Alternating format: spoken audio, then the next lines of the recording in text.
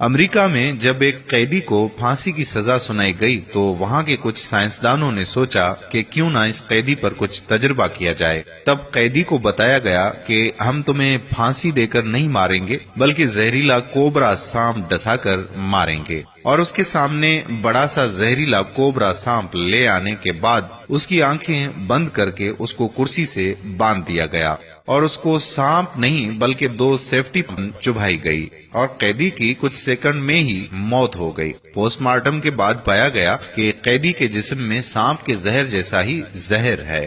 اب یہ زہر کہاں سے آیا جس نے اس قیدی کی جان لے لی؟ وہ زہر اس کے جسم نے ہی صدمے میں جاری کیا تھا۔ ہمارے ہر عمل سے مثبت یا منفی توانائی بنتی ہے اور وہ ہمارے جسم میں اس کے مطابق ہارمونز تیار کرتی ہے۔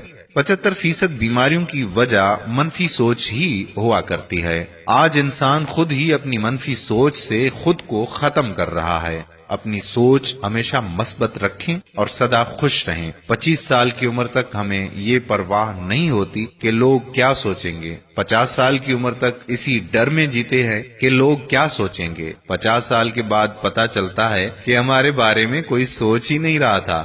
زندگی خوبصورت ہے، اس لیے ہمیشہ خوش رہیں، منفی سوچوں کو اپنے ذہن سے دور کریں، مثبت سوچیں۔ مثبت سوچنے سے ہمارے جسم میں توانائی پیدا ہوتی ہے، ذہن میں توانائی پیدا ہوتی ہے، جس کی وجہ سے ہمیں زندگی کے فیصلے کرنے میں آسانیاں ہوتی ہیں اور ہم